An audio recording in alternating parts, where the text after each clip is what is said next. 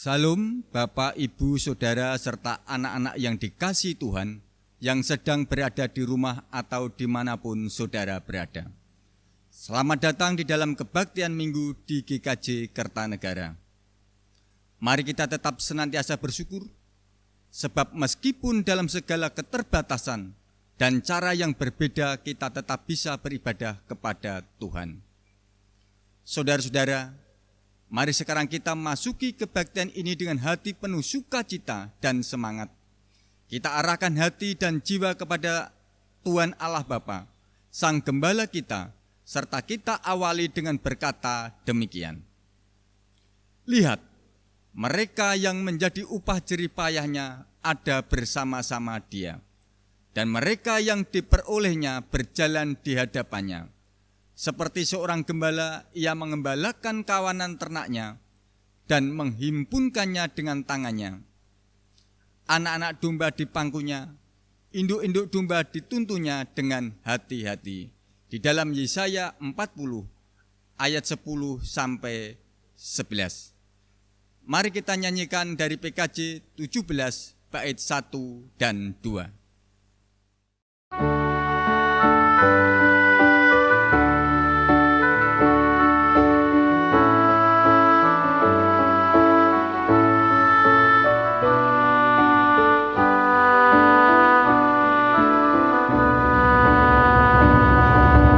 Mari kita puji, kita muliakan Tuhan. Mari kita sujud mengagungkan kuasa-Nya. Besarkan namanya di kerajaannya, kasih setianya abadi dan kekal sampai selamanya. Haleluya, sampai selamanya. Haleluya. Sorak-sorai jagat raya, soraklah isi dunia. Puji haleluya.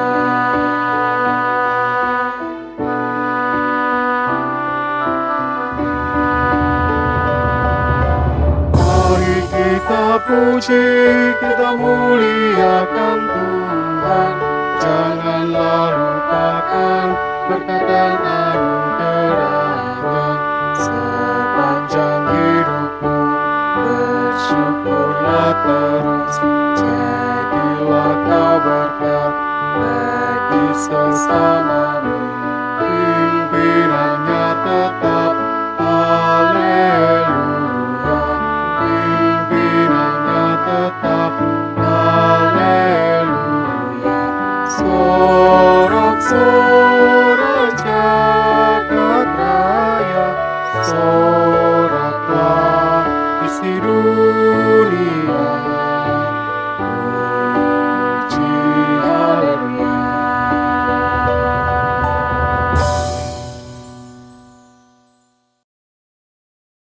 Saudara-saudara yang dikasihi Tuhan, dengan hati dan jiwa penuh rasa syukur dan terima kasih, marilah kita awali ibadah ini dengan masing-masing mengaku di dalam hatinya demikian, bahwa pertolongan kita adalah di dalam nama Allah Bapa yang Maha Kuasa, Khalik langit dan bumi.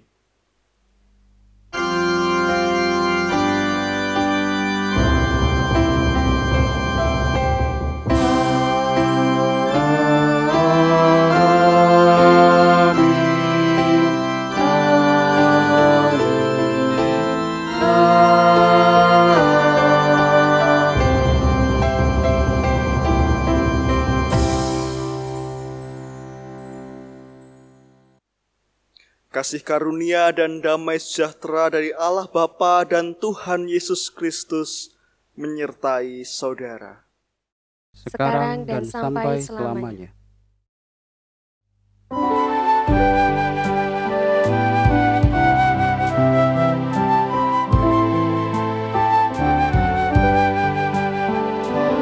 Allah hadir bagi kita dengan melimpahkan kuasa Roh-Nya, badai hujan yang lebat. Dengan Roh Kudus ya Tuhan, umat-Mu berkatilah, baharui hati kami, oh curahkan kurnia.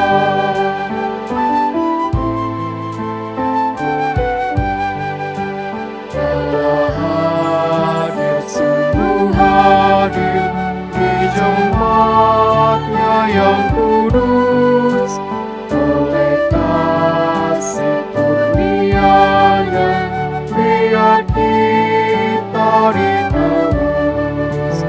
Dengan Roh Kudus ya Tuhan, umat-Mu berkatilah, baharui hati kami, oh curahkan kurnia.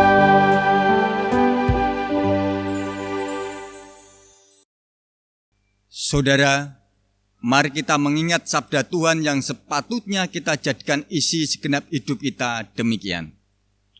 Kasih itu sabar, kasih itu murah hati, ia tidak cemburu, ia tidak memegahkan diri dan tidak sombong.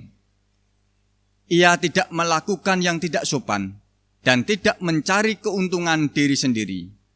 Ia tidak pemarah dan tidak menyimpan kesalahan orang lain. Ia tidak bersuka cita karena ketidakadilan, tetapi karena kebenaran. Ia menutupi segala sesuatu, percaya segala sesuatu, mengharapkan segala sesuatu, sabar menanggung segala sesuatu, kasih tidak berkesudahan. Di dalam 1 Korintus 13 ayat 4-8a. Saudara-saudara, jika kita mau melihat diri kita masing-masing, maka sebetulnya kita belum mampu melakukan kasih seperti yang Ia kehendaki. Kelakuan kita setiap hari membuat kita bercela dan tidak layak di hadapan Tuhan. Untuk itu mari kita mengambil teduh sejenak. Kita datang ke hadirat Tuhan dan memohon agar Dia berkenan mengampuni dan membasuh dosa-dosa kita.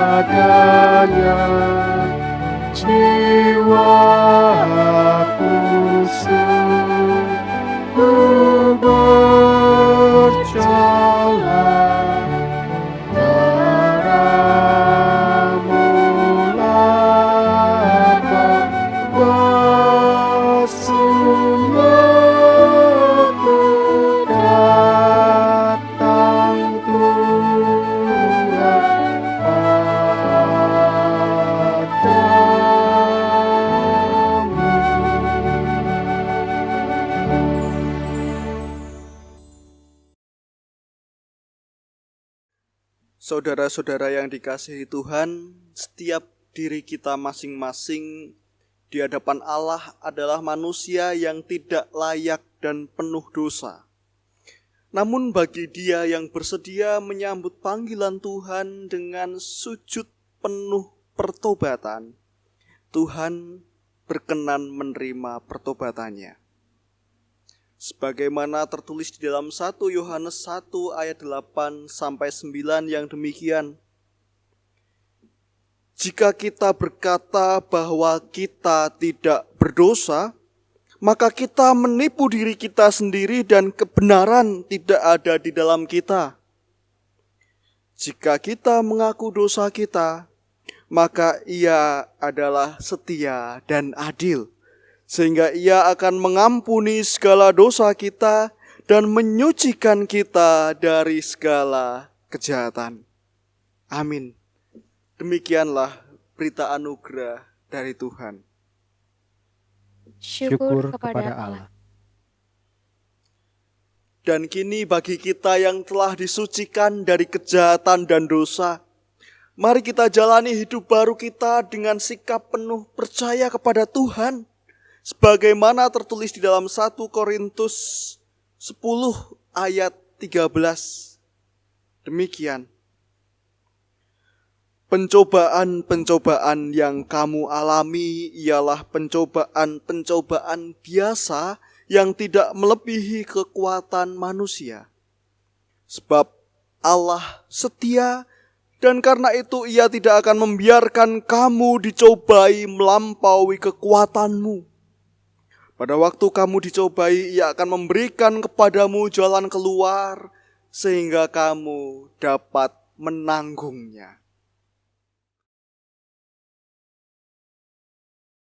Saudara-saudara yang dikasihi Tuhan, tiba saatnya kita akan membaca dan merenungkan firman Tuhan. Tetapi sebelumnya mari kita bersatu di dalam doa. Ya Tuhan, kami bersyukur atas berkat dan penyertaan-Mu di dalam kehidupan kami. Terlebih di masa-masa sulit ini, kami masih dimampukan untuk melewati berbagai tantangan dan masalah yang timbul. Untuk itu ya Tuhan, saat ini kami mewujudkannya dengan kesediaan kami untuk membaca dan juga merenungkan firman-Mu. Kiranya Engkau urapi kami dengan Roh-Mu yang kudus, sehingga kami dimampukan untuk mengerti butir-butir hikmat dari firman-Mu. Berfirmanlah Tuhan, kami siap untuk mendengar. Amin. Saudara-saudara, firman Tuhan yang akan kita baca diambil dari Yohanes 10 ayat 1-10. Yang demikian. Gembala yang baik. Aku berkata kepadamu, sesungguhnya siapa yang masuk ke dalam kandang domba dengan tidak melalui pintu, tetapi dengan memanjat tembok, ia adalah seorang pencuri dan seorang perampok. Tetapi siapa yang masuk melalui pintu, ia adalah gembala domba. Untuk dia penjaga membuka pintu dan domba-domba mendengarkan suaranya dan ia memanggil domba-dombanya masing-masing menurut namanya dan menuntunnya keluar.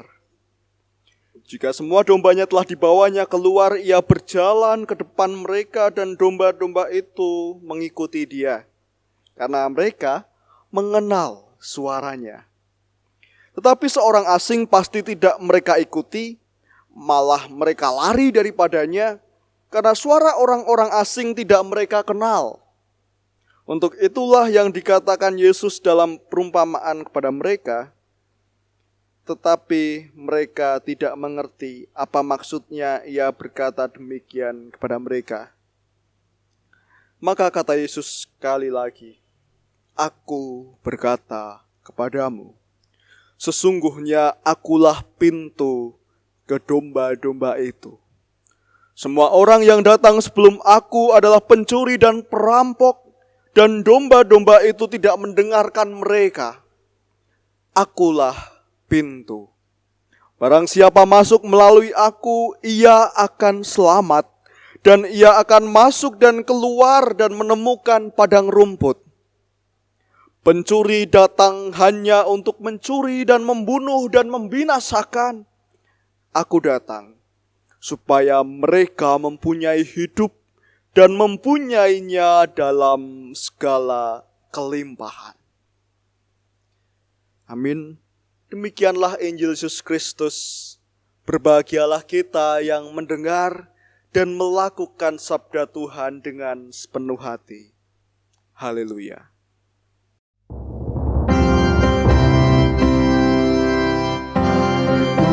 Haleluya, haleluya, haleluya.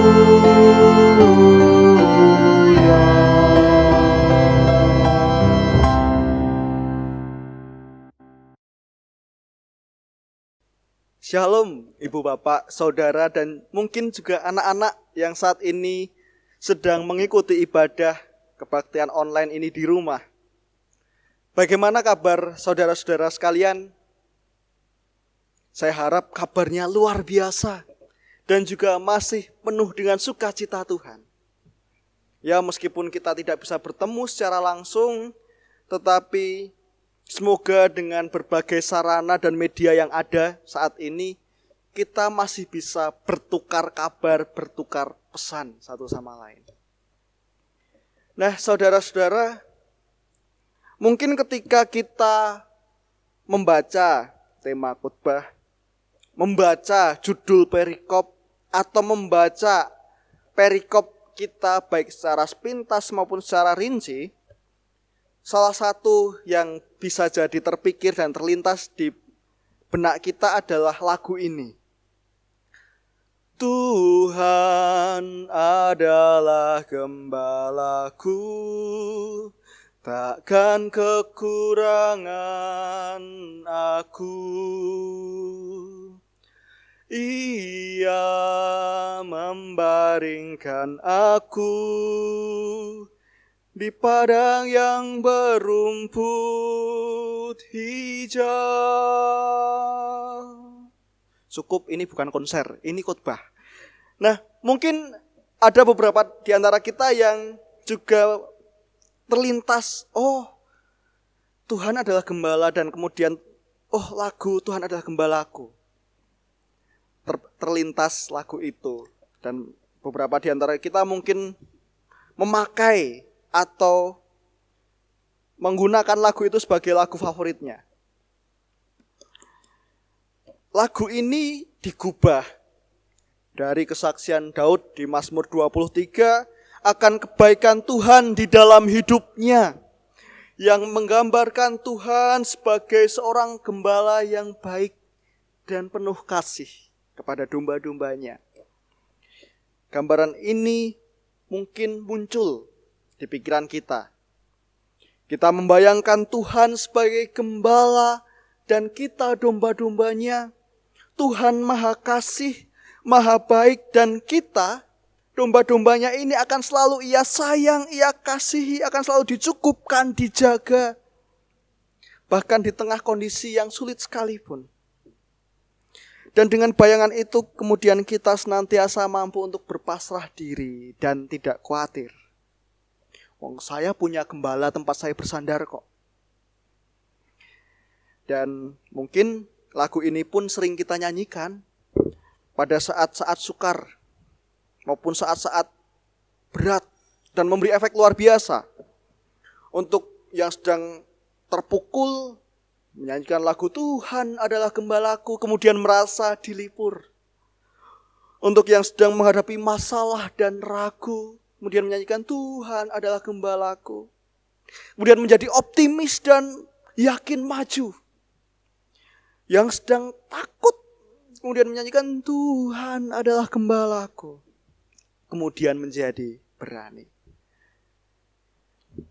Nah, ini karena kita yakin Tuhan sebagai gembala. Kita percaya dan beriman Tuhan adalah gembala yang maha kasih, maha baik.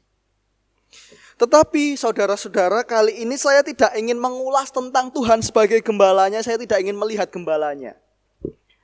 Saya ingin melihat dari sisi yang lain yang jarang diperhatikan dari Yohanes 10 ini.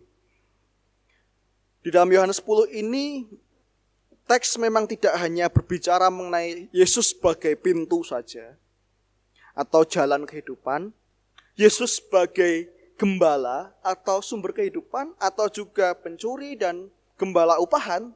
Tetapi yang kadang terlewat adalah teks ini juga membicarakan tentang domba-domba milik sang gembala. Dan menurut saya ada yang menarik. Hanya sepintas, tapi menarik. Menarik adalah ketika terkhusus di dalam ayat yang kita baca, ayat 1-10. Dan saya akan pangkas ayat 4 dan 5. Bahwa si domba mengenal suara sang gembala. Dengan kata lain, si domba tahu betul siapa gembalanya, tahu betul siapa yang harus diikuti, tahu betul siapa yang baik, siapa yang buruk. Kalau boleh saya kutip ayat 4 dan 5 seperti ini, jika semua dombanya telah dibawa keluar, ia berjalan di depan mereka, gembalanya berjalan di depan mereka, dan domba-domba itu mengikuti dia, karena mereka mengenal suaranya. Tetapi seorang asing pasti tidak mereka ikuti, malah mereka lari daripadanya, karena suara orang-orang asing tidak mereka kenal.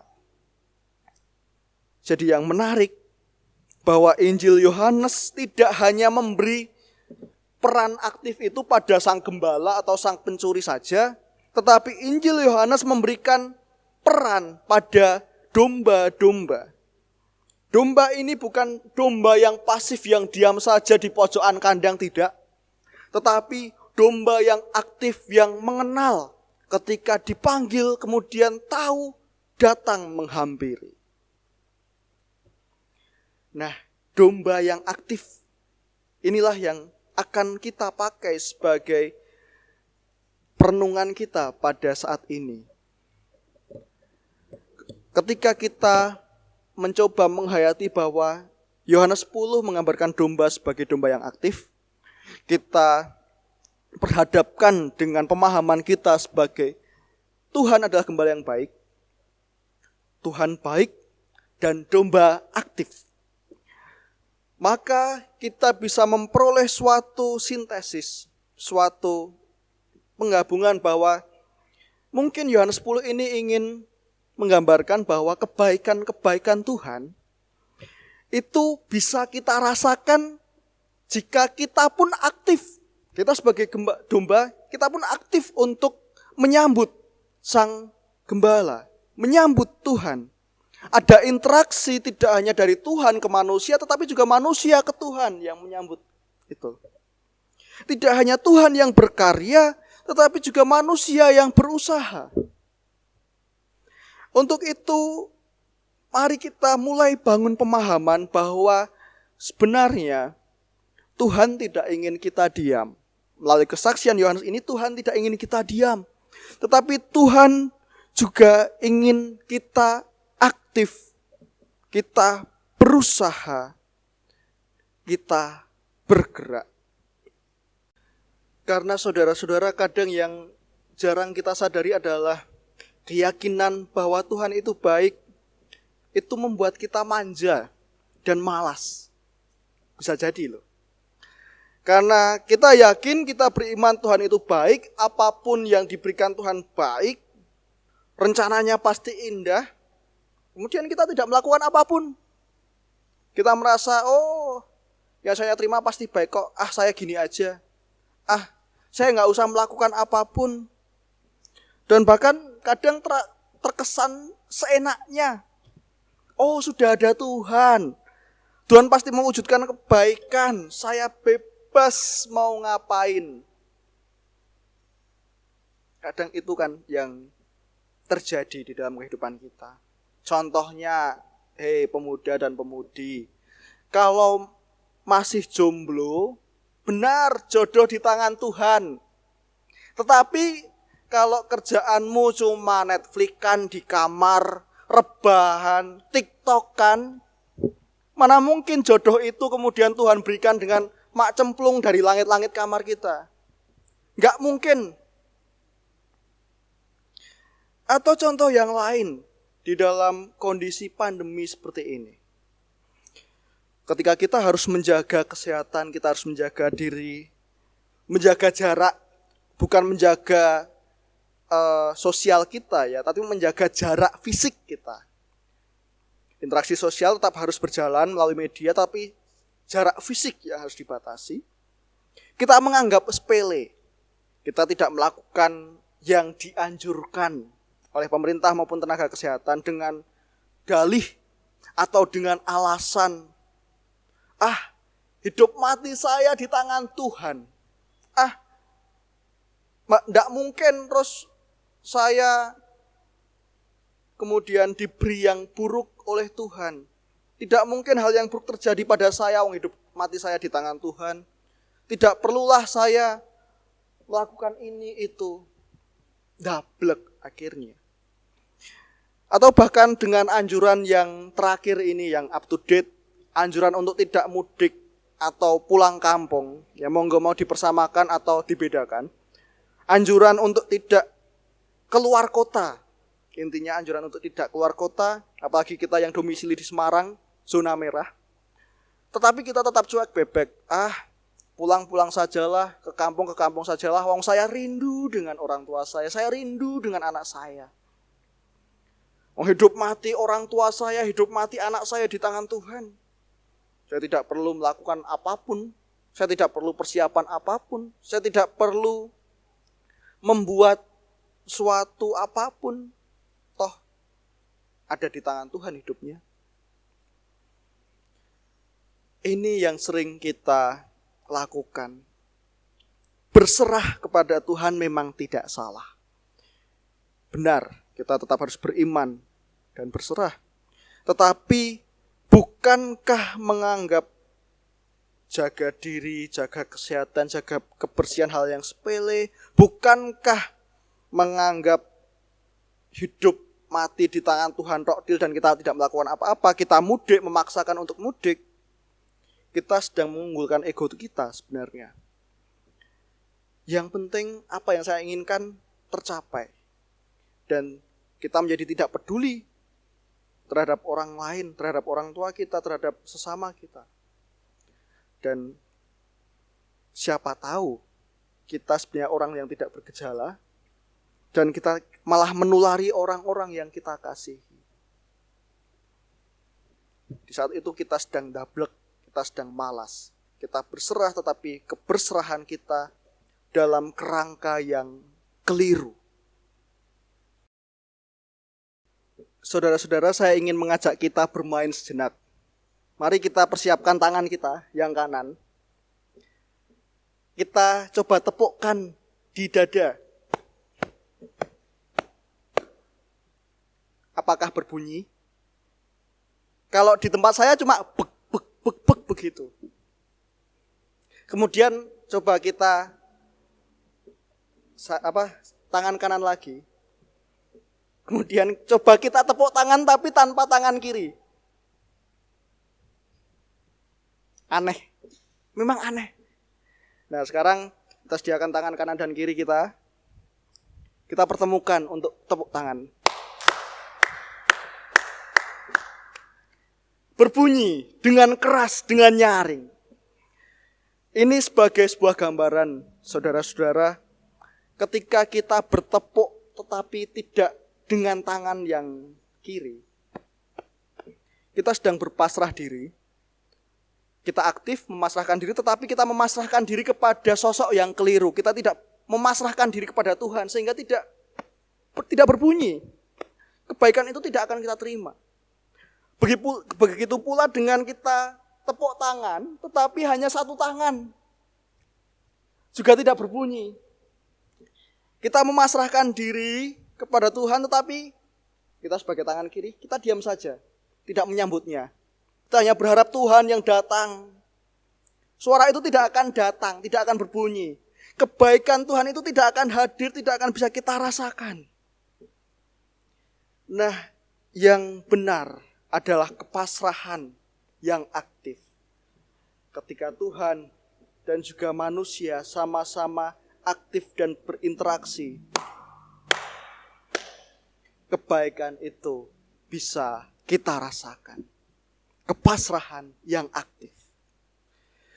Nah, saudara-saudara, Tuhan adalah gembala yang baik, yang mengenal dan mengasihi domba-dombanya. Namun domba-domba itu pun harus mengenal sang gembala, harus aktif merespon panggilan sang gembala. Saat ini bisa jadi Tuhan sedang memanggil kita. Tuhan sedang mengajak kita. Dan kita bisa kenali itu dari bagaimana panggilan itu berkarakter baik. Bagaimana panggilan itu berkarakter tulus dan demi kebaikan. Dan konkretnya adalah panggilan Tuhan saat ini kepada kita adalah untuk jogo tonggo. Tuhan sedang memanggil kita untuk peduli kepada tetangga-tetangga kita, lingkungan kita, sekitar kita. Orang-orang yang kita kasihi, peduli kepada kerabat, peduli kepada sesama, tenaga kesehatan, orang-orang yang tidak punya penghasilan karena pandemi ini. Tuhan memanggil kita untuk mengikuti Dia, mempedulikan mereka sesama kita itu. Walaupun memang melakukan kepedulian ini pada kenyataannya mungkin berat dan membebani kita. Mungkin butuh perjuangan. Kita harus menyisihkan sedikit dari yang kita dapat. Kita harus menyisihkan energi dan waktu kita secara khusus. Butuh perjuangan dan pengorbanan. Tetapi ini semua demi kemuliaan Tuhan dan demi tujuan yang baik. Supaya kita semua bisa merasakan damai sejahtera bersama-sama dan kesulitan dalam COVID-19 ini dapat teratasi. Saudara-saudara yang dikasihi Tuhan, bersekutu dengan Sang Gembala. Seperti tema ibadah kita pada kali ini, berarti kita harus menjadi domba-domba yang mengenali suara Sang Gembala, suara panggilan dan ajakannya. Dan juga secara aktif mengikuti suara panggilan itu. Sekalipun pada perjalanannya ketika kita mengikuti Sang Gembala, mengikuti ajakan Sang Gembala, kita diajak untuk terlebih dahulu melewati jalan-jalan yang berbatu. Dan bahkan jalan-jalan yang cadas. Yakinlah ketika kita mengikuti Sang Gembala, Gembala itu pasti menggiring kita, membawa kita pada akhirnya ke satu tujuan, yaitu rumput yang hijau dan air yang tenang. Amin. Tuhan memberkati kita sekalian.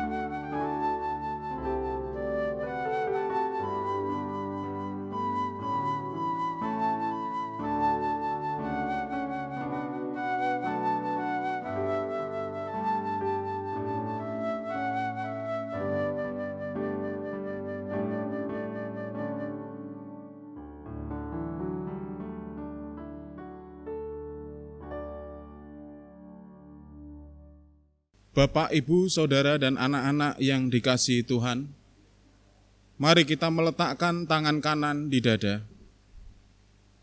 dan bersama-sama kita ikrarkan pengakuan iman kita menurut pengakuan iman rasuli. Aku percaya kepada Allah Bapa yang Maha Kuasa, Khalik langit dan bumi, dan kepada Yesus Kristus anaknya yang tunggal Tuhan kita, yang dikandung daripada Roh Kudus, lahir dari anak darah Maria, yang menderita di bawah pemerintahan Pontius Pilatus, disalibkan, mati dan dikuburkan, turun ke dalam kerajaan maut.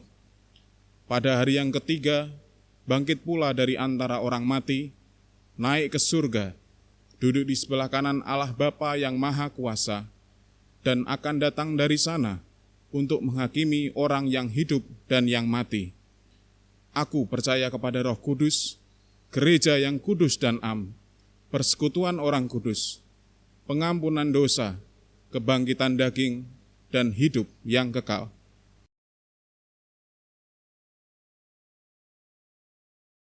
Bapak, Ibu, Saudara, serta anak-anak yang saat ini berada di rumah yang senantiasa dikasihi Tuhan, kita patut bersyukur atas segala berkat Tuhan yang telah kita terima.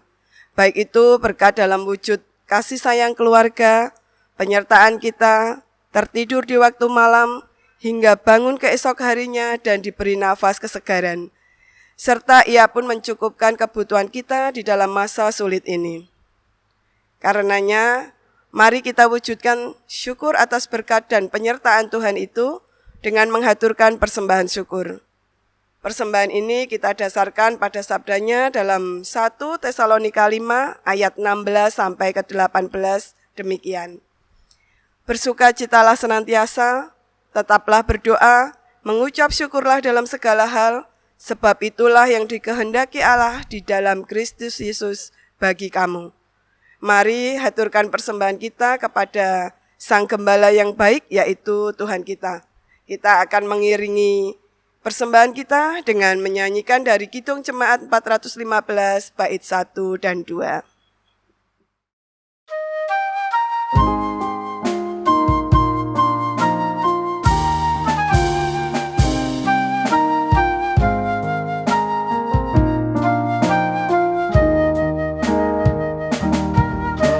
Pada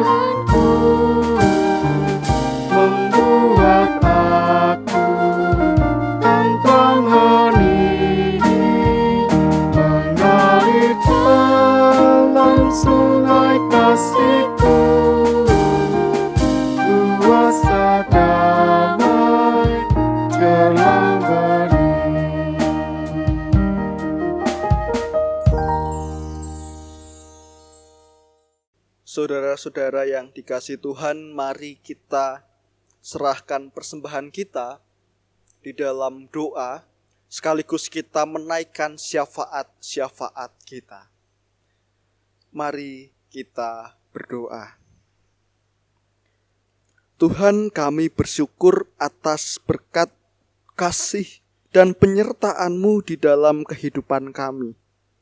Terkhusus ya Tuhan, ketika sampai saat ini Engkau masih menguatkan, memampukan, dan mencukupkan kami di tengah-tengah kondisi yang sulit ini. Tuhan, sebagai wujud terima kasih dan syukur kami, perkenankan kami berpersembahan, dan kami serahkan persembahan ini ke dalam tangan-Mu. Kiranya ya Tuhan, Engkau berkenan untuk menerima, menyucikan, dan menjadikan persembahan kami ini sebagai alat kemuliaan nama-Mu. Dan ya Tuhan, kami juga ingin memohon bagi setiap kami, terkhusus warga GKJ Kertanegara, yang saat ini dalam kondisi yang serba sulit. Kami mohon ya Tuhan, berikan kami kesehatan bagi setiap warga-Mu, umat-Mu di sini. Beri kami imunitas sehingga kami kuat untuk melawan ancaman-ancaman penyakit yang datang, terlebih virus COVID-19 ini. Dan juga ya Tuhan, ketika dalam kondisi ini ada di antara kami yang terpaksa harus bekerja di rumah maupun terpaksa sekali untuk tidak bekerja. Tentu ya Tuhan, ini mempengaruhi kondisi keuangan keluarga kami. Tapi kami serahkan segala yang kami alami, segala pergumulan kami ini ke dalam tangan pengasihan-Mu. Tolonglah kami ya Tuhan, mampukan kami untuk melewati semua ini. Dan mampukan kami untuk berpikir inovatif dan kreatif. Sehingga kebutuhan keluarga kami tetap dapat tercukupi dengan berbagai sarana yang lain. Ya Tuhan, kami juga memohon berkat bagi anak-anak kami yang saat ini harus belajar dengan metode yang berbeda. Berkati ya Tuhan, dengan sistem belajar di rumah, anak kami tetap mampu untuk menyerap pelajaran dengan baik.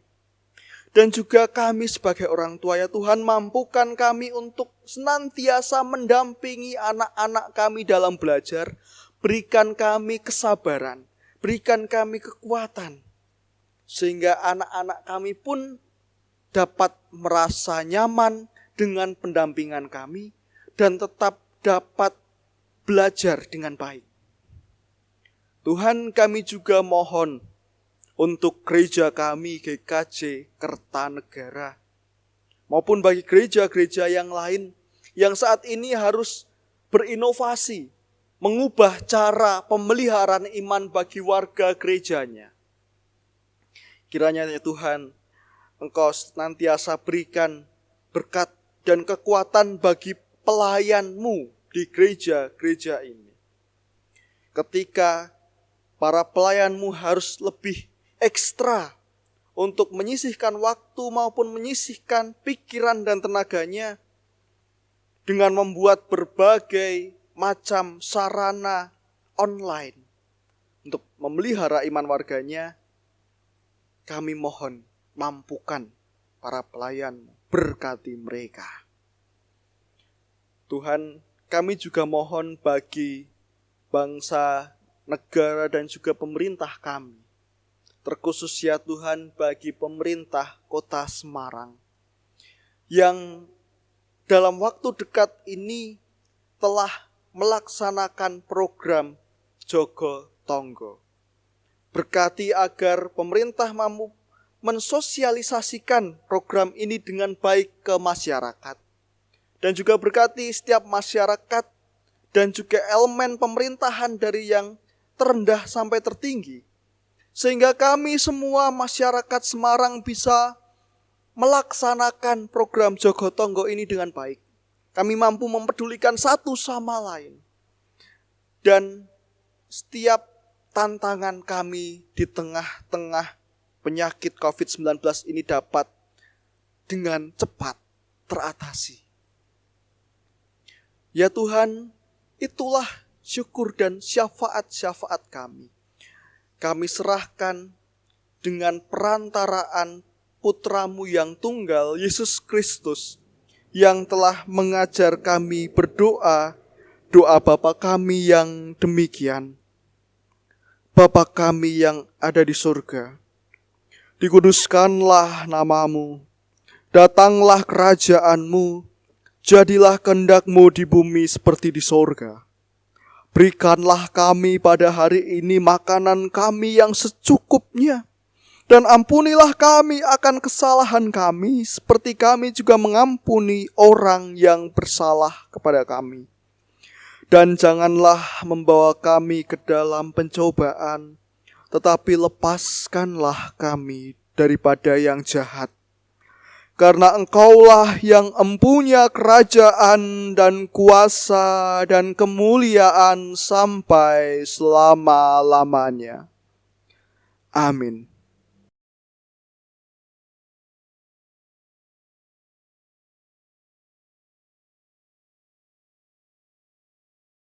Ibu, bapak, saudara, dan juga anak-anak yang senantiasa dikasihi Tuhan.